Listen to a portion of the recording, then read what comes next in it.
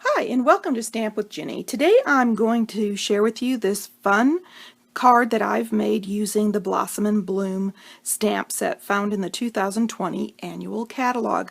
This stamp set is not only great by itself for quick and easy cards, but it has a coordinating die set that goes with it that will allow you to create even more projects with added flair. So let me set this aside and we'll get started.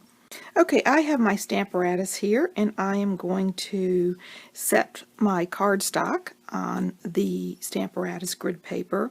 I love the fact that we can buy these in a nice little pad so that we don't have to trim and cut down.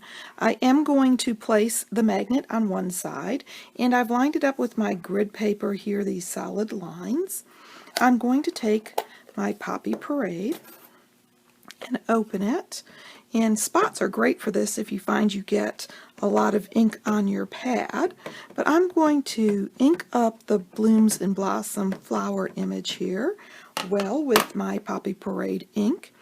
And I am going to set this plate right down and press. Now, you know, with the Stamparatus you do have to apply some pressure, just like you would if you were doing it on a large background block. So now that I have that done, I can lift my image up, and I am going to remove this plate and bring in a new one. You don't have to do this, but I'm just doing this for film purposes because I want to lay it on the same hinge to make things a little easier.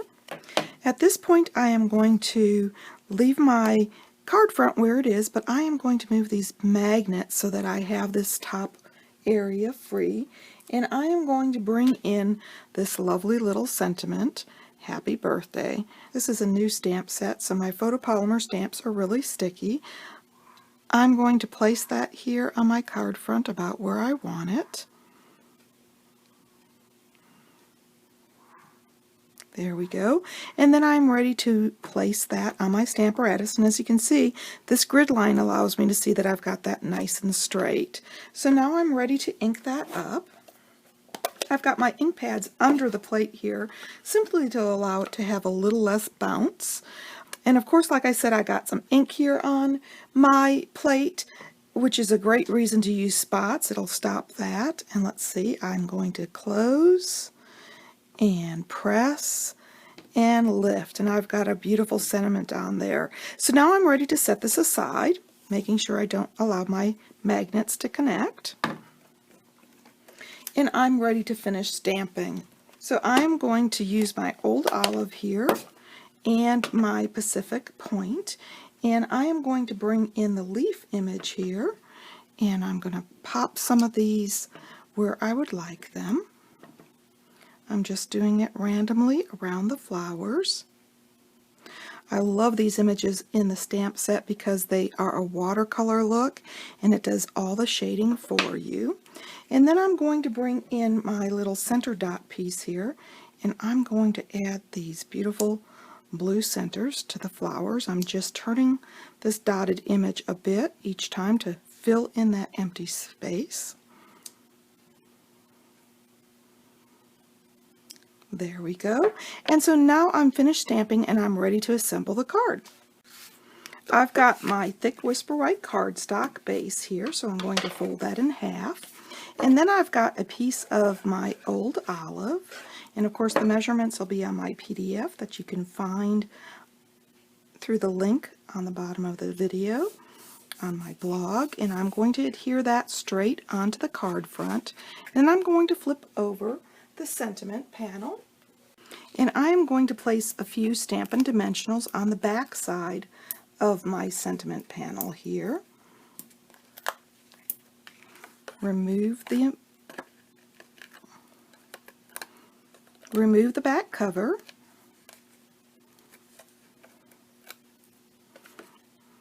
Flip that over and then adhere it to my card front. There we go. Nice and simple.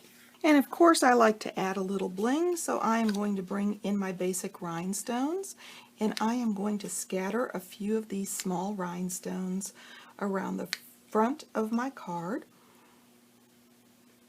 Now let's see, we'll put one down here, and then we'll add one up here by this leaf. There we go, just a little bit of bling. And to make the card coordinate with its envelope, I'm going to bring in this small flower using the Poppy Parade, and then the center of it I'm going to do in the Pacific Point. And of course, if you wanted to, you could add a couple of those to kind of fill out the card front. So let's do that. And of course you can add a few of those just to make it pretty. So there we go. I love the new option that we have for cards with the Blossom and Bloom stamp set and the coordinating dies. This particular project is just quick and simple. If you'd like any of these products, feel free to stop by my online store. You can get there from my blog, Stamp with Jini. Thanks for joining me.